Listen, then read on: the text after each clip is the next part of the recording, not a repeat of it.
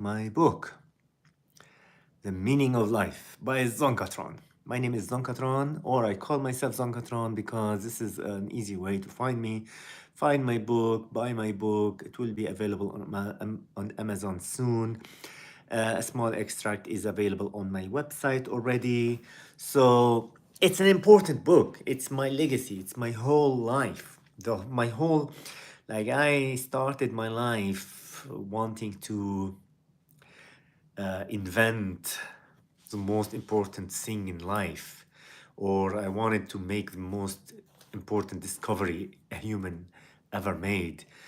I thought I would be like making a scientific discovery, something about technology, artificial intelligence, the brain, biology, medicine.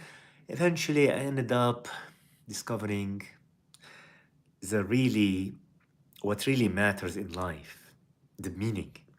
And it's not a philosophical essay, like I'm not trying to create a philosophy about how we can develop a meaning of life out of nothing, or just an opinion. It's not an opinion, it's something I have proved to myself, basically through connecting to the divine by becoming psychic. One of the perks of becoming psychic is that you are able to access knowledge from the divine about the afterlife, about the before life, about what the meaning of life. All right, and I find this very, very important because what else do you have if you don't, if you're not psychic, if you're not able to ask the universe a question and get a response and get some kind of answer? What else have you got to understand, as a tool to understand the afterlife, or as a tool to understand the meaning of life? You've got only either philosophy or religion, and both do a very good, very bad job in explaining the meaning of life. If you look at philosophers, how philosophers tackled this subject, the meaning of life, you would be horrified. Some of them have got very pessimistic views. Some of them have got some interesting views, but based on no experience, like that's only their opinion. They make huge arguments, like extremely difficult arguments, but at the end of the day, what's the what's the value of an argument if it is very complex and very interesting but wrong? No argument can be correct if there is zero tangible experience with the spirit world. Like like you're just talking, yeah, if we are sitting in a room, if we are all together sitting in a closed shut down room, and we have no idea what the outside world is like, and we make arguments about what could be the outside world like, some of us would expect there is nothing beyond this room. Some of us would expect there is a flat earth. Of us would expect there is an infinite sky, or there is a god or some. Yeah, that's all philosophy until we've got a window opening in this room to have a look to the outside. We wouldn't have a clue about what could be correctly available or correctly happening outside the room, right? Good. That's the psychic window. It's a small window. It's not like a huge window where you cannot see everything, you cannot understand everything, but at least you understand something. And like, luckily enough in my life, I had this window opened in my life, the third eye window, at mid 30s, at the age of 35, 33, 35, something like that. Okay, and since then I've been very interested to bit by bit, every day, a little bit, understand more about the afterlife, understand more about what happens, or the meaning of life. Why is this life like that? All right? You cannot understand it all at once. Bit by bit, you understand it over many, many years.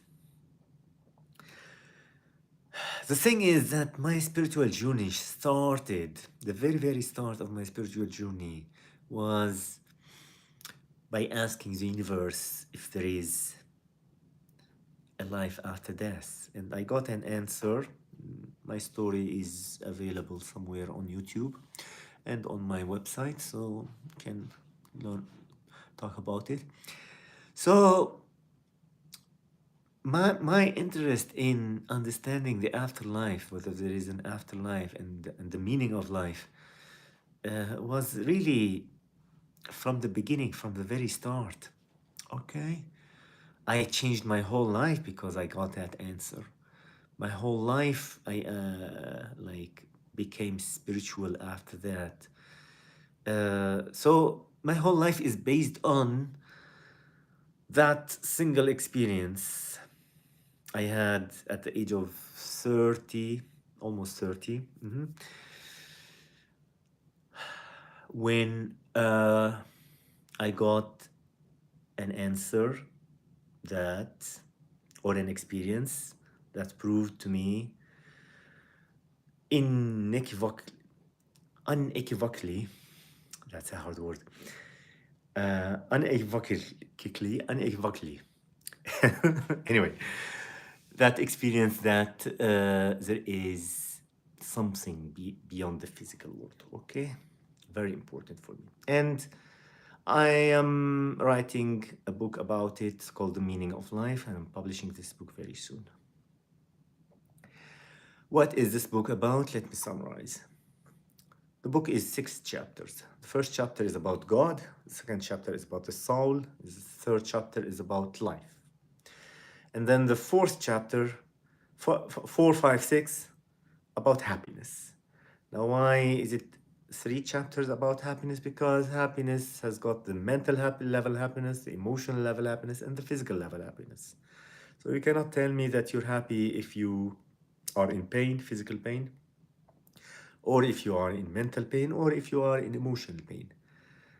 There are 3 different types of pain in this life.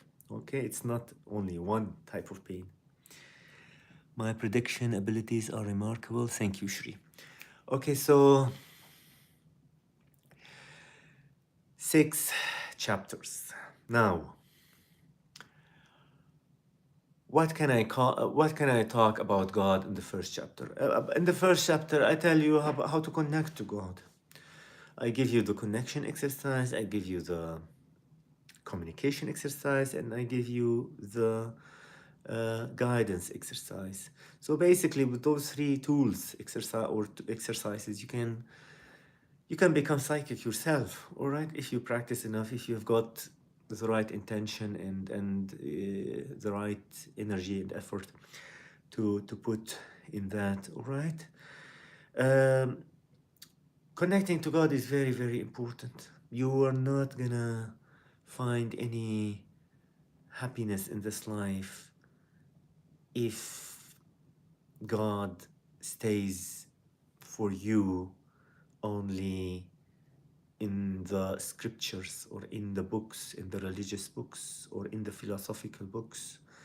If that's all what you know about God, like from scriptures and philosophical books and religion and so on, then you're not gonna be happy. It's impossible.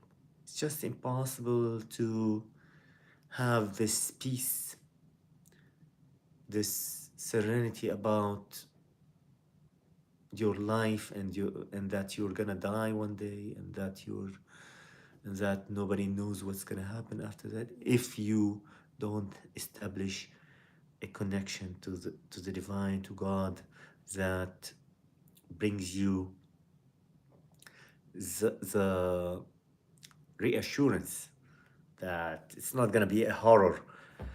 It's not gonna be like something terrible after death, or it's not gonna be nothing after death.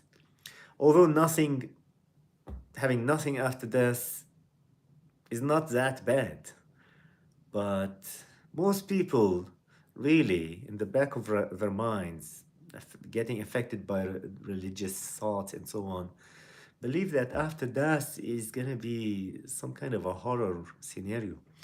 Okay, so you cannot live happily if you've got this horror scenario in your head. Why would you have this horror scenario? Because you know in your heart that you're not a perfect human being, that you are somehow corrupt, that you are not very kind and beautiful, as a beautiful soul as God wants you to be according to religion. And therefore, you're not gonna be welcome when you go to when you die, right? So that's a horror scenario that plays in your head if you are some kind of a religious person. No person is good enough in this world to go to heaven if you're really serious with yourself. Now, I'm not telling you what to believe in this life. You want to believe in religion, believe in it. It's up to you.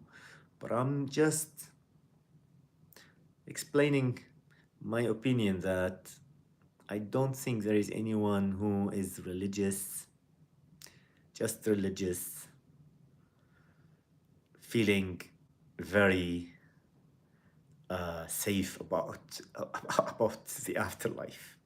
I can tell you, I feel very safe about the afterlife. I don't feel that there is any possibility of horror scenarios and hell and responsibilities and accountabilities after life. Of course, it matters what you do in your life. Like if you do a lot of bad things, it matters. That doesn't mean that you're gonna be burned in it for eternity, or be tortured, or even have karma. You know, the concept of karma, that's not real. It's all a tool, a tactic, an ideology for religious people of the past who wanted to make, like, create a better world or create a more ethical society. All right, so the first chapter is about God. The second chapter of my book is about the soul. What is the nature of your soul? Let me tell you, it's very hard. Your soul is your consciousness, basically. Yeah, you know this somehow, like intuitively. You don't need someone to explain to you what your consciousness is.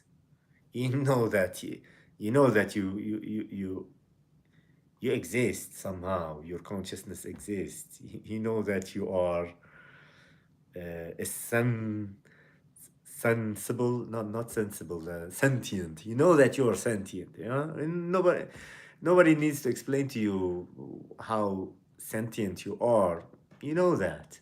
That's your soul. Now, what I want to add to you about your your understanding of the soul is that your soul has got qualities.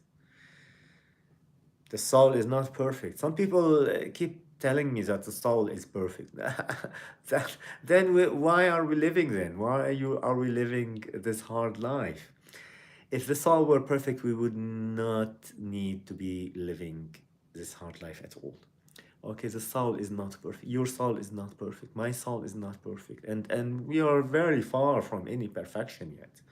What is perfection? Perfection, like, is wisdom. What is wisdom? Can you, are you, is your soul good enough to handle difficult situations? It's not the brain, it's not the experience, it's the soul. Is your soul good enough not to be corrupted under pressure? Is your soul good enough to be loving and compassionate with other human beings? Is your soul good enough to be truthful with yourself, not to lie to yourself? Is your soul good enough to be generous? Is your soul good enough to be perseverant, or do you give up easily? Are you patient enough? That's a soul quality. It's not something like, yes, you can develop it, you can progress at it, but in essence it is a soul quality. And if you nurture your soul qualities during your lifetime, you can you can change your soul. And that's the meaning of life. That's really, really, really lies at the core of my book. Like, if you can change your soul even a little bit, that's an improvement. And that improvement is going to stay with you for eternity, for eternity. And that's why we live through horror, wars, pain, disease, and then we die miserably sometimes. Uh, and we have emotional issues. We have three kinds of pains: the physical pain, the emotional pain, and the mental pain. The mental pain, when you are not able to sleep at night, when your mind is thinking about something, making a decision, you are not able to make that decision. You don't know if what is right and what is wrong. You're challenged to create all your decisions or your beliefs. You need to construct your understanding. Okay, without that, without constructing and improving your understanding and building your beliefs, improving your beliefs all the time, uh, your soul wouldn't benefit, wouldn't change. Okay, through the process of life, your soul is changing.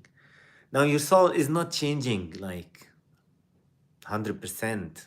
It's changing a little bit, maybe 1% through your lifetime. That's like figuratively. It's much less in reality. In reality, your soul is gonna have trillions of lifetimes, like the lifetime similar. Not you're not coming back to Earth. It's like the life of your soul, or the existence of your soul, is longer than this whole universe. So the Earth is not enough for you. And this visible universe to us is not even enough for us. You've got all kinds of dimensions. Like just remember that in your dream, when you are dreaming at night, you are somewhere in a different dimension. You're not on this earthly level anymore. All right? And there are infinitely many ways a life or existence for your soul could happen. It could happen in a dreamlike situation. It would happen like you are a bird. It would happen like you don't have even a body. You're just an observer. Anyway, regardless of what kind of existence you are gonna have in the future after this life, I can assure you, you're gonna have an existence, and the existence of your next life is gonna be based on what you need to improve after this life. Like, after this life, you have improved and you have constructed a few things in your soul. In your next life, you pick up where you left off. Not in the same type of reality, though, in a different reality. This life is a reality. The next lifetime is a different reality. This life is like 70 years long. Next lifetime, maybe there is no time. Maybe there are no years. The whole thing might be totally different. Maybe there is no gravity. Maybe there isn't. It's not. You're not. Maybe you're not a human being in your lifetime. Maybe you are some kind of a very mystical alien creature, like in relatively to us. Okay, for you, you will be identified as that. It will be the whole. It will be your whole reality. Okay.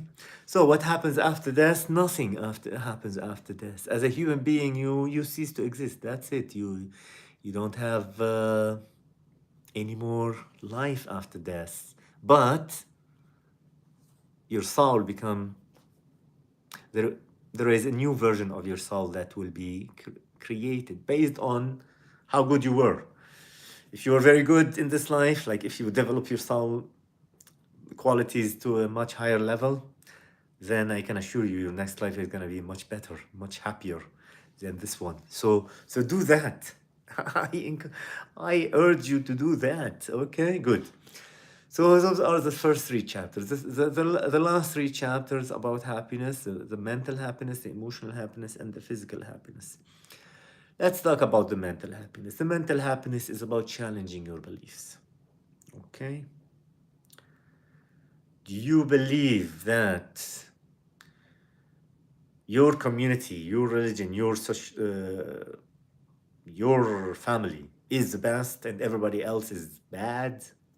That's not a good belief, by the way. Okay?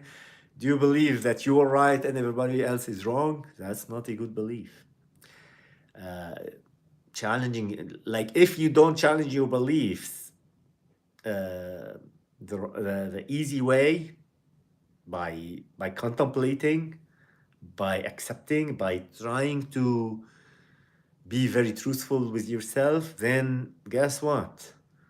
Life will start giving you problems.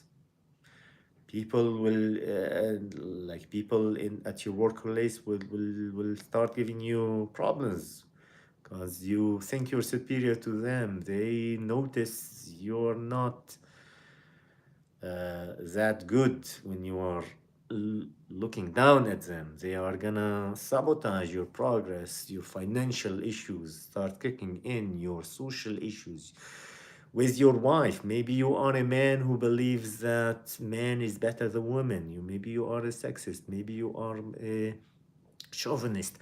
Okay, all of that is gonna affect your how happy your life can be in socially and financially and many other things. Then the emotional issues will start kicking in. Then you will start having lots of anger. Then you will start raging. You will start feeling that life is unfair, that people are treating you unfairly, that the government is messing up with you, and that you will be losing money. You will be, anyway. And then after 20 years of stress of that, you will start having diabetes, you will start having cancer, you will start having high blood pressure, you will start, okay. So you see the levels. First you start, if you don't learn to be modest, for example, like this is one area of your soul progress. If you don't learn to understand how you put yourself or how you think of yourself and your family in terms of society. If you think your family is the best, if you think your religion is the best, if you think your country is the best, if you are identifying yourself too much with this stuff and having this big ego and so on, you're gonna start not having only mental issues, but also emotional issues from society. And then the emotional issues gives you stress, and you will become emotionally unhappy, and then eventually you will become physically unhappy because the emotional issues will give you high blood pressure and diabetes and kidney failure, and you will die miserably. Okay, so the easiest way to be happy is from the mental level. The mental happiness is the easiest, but it's also the most subtle, because you wouldn't be very concerned if you are overthinking about stuff. It's not that much painful. It's not like you have lost your kidney or your arm. It's not as much painful as that. But then over time, it gets emotional. The emotional is more painful than the mental. And then it gets physical. The physical is more painful than emotional. Now this is in general. I'm not saying that sometimes mental pain is not harder than physical pain, some physical pain. But in general, if I cut your leg, it's way worse than if you just are having difficulties deciding whether you are smarter than other people or your religion is better than other religions or whether you can forgive someone else or not and so on. Okay, so usually the mental level pain is lighter than the emotional level pain, and the emotional level pain is lighter than the physical level pain. Now, I don't talk about pain in my book, or in my chapters titles. The titles of the chapters are mental happiness, emotional happiness, and physical happiness. So I'm not here to explain to you the pain. I'm here to explain to you how you move away from pain and you become happy. Okay? So the mental happiness, it's about challenging your beliefs. The better you put, it's very important to know or to have right beliefs. Wrong beliefs leads to all sorts of shit things. Wrong beliefs may lead you to start a war with another country. Wrong beliefs may lead you to treat your children very badly. They will hate you after that. You might think that treating your children in a strict way so that they learn better and so on.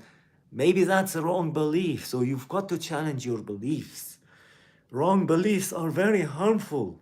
Wrong beliefs have created ideologies that killed so many innocent people.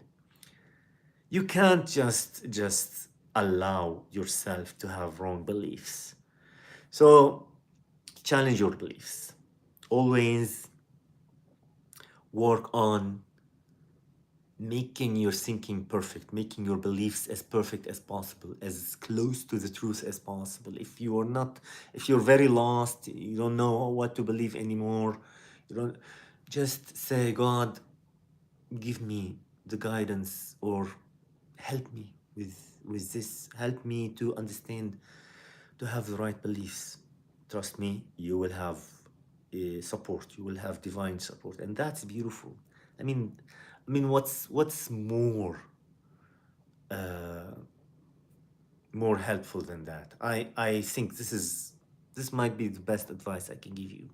If you're lost in what to believe, first, if you believe things that are bad, but you don't know that they are bad, you don't even believe they are bad, challenge your beliefs. Trust me, challenge your beliefs. If you see your life is going haywire somehow in a very bad way, you're suffering. If you're suffering from anything, then remember there is something wrong in you in how you look at reality.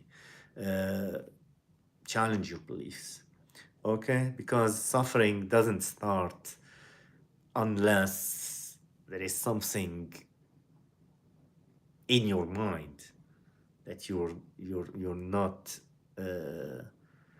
that is going really wrong. Like you believe that maybe torture is all right or torture is good. You believe that some people are evil. Like like how many people have got this belief? This is so common. Like some people believe that there are people who are evil. It's not this way. You and other people are about the same. You have only a small difference in how you were raised and so on. There is no evil people, but there are people who crack under the pressure of life. They suffered, and then they say, "Fuck it, I'm gonna become very evil now." But it doesn't mean that this person is evil. The same thing could happen to you. That's, everybody crack under the pressure. Under extreme pressure, you crack. You become evil. Everyone. And once you understand this, you are not gonna classify other people as evil and you are as good and so. Okay, so this is very, very important. if you don't challenge your thoughts, guess what? You are gonna be challenged emotionally. And then emotionally, it's gonna be like rage. You're gonna be bursting into rage a lot. You're gonna have sleepless nights. You're gonna maybe have panic attacks. You're gonna have problems with your digestion. Every time you get annoyed, you feel sick to your stomach. And that's emotional stuff. That's called also even psychogenic stuff. Okay, your blood pressure will start going high, also psychogenic. All right, you're gonna start eating a lot because you are so depressed. Sometimes you get depressed. All right, and if you don't resolve, if you don't change and improve your life, improve your thoughts, improve your attitude on the emotional level, you're gonna have physical problems. You're gonna find yourself weaker and weaker, and then start thinking, oh God, why are you making me so weak? Please help me. I don't want to be arrogant anymore. Like you start naturally giving off this weak vibe of modesty. Okay, guess what? Arrogant people all have in common in the later stage of their life. They suffer. They suffer. They suffer physically. Okay, good guys. That's my book, The Meaning of Life. I believe this is the most important book ever written, probably. What's more important than that? Okay. Yes, I might not be the most impressive person in terms of how I present myself or how I talk or how many people find me interesting or valuable, but I believe that I have figured it out. Like the most important thing in life, that's the most important. What else is more important than that? It is not so viewed as important because people don't believe that someone out there knows the answer. And some people or most people believe that the answer is somewhere in the scriptures, in the religion, and they know it already. They think they know. People think they know, but they don't. Because then the more they live, the more unfair this life start to appear. And they wonder, like, why is God not doing? Like, why is God not defending the poor and the helpless? And why is God so? This is it's because you don't have the right understanding of the meaning of life. That's why you're suffering, not only the looking at unfair reality, but also looking at God as somehow being terrible. Like you start thinking, how could God be that good anymore? You know the point? It's all connected. Um, you've got to get to that point of understanding the meaning of your life. Otherwise, if you're not unhappy with your finances, if everything goes well, your finances, your love life, your family life, your health, then you are still gonna be unhappy because God is unfair. God is not doing anything to help the poor and the helpless and the people at war and so on. Okay, so that's why the meaning of life is very, very important for your happiness. I don't believe you are happy if you don't have the meaning of life understood very, very clearly. Okay, the more you understand the meaning of life, the happier you're gonna be. Trust me. Okay. See you, guys. See you.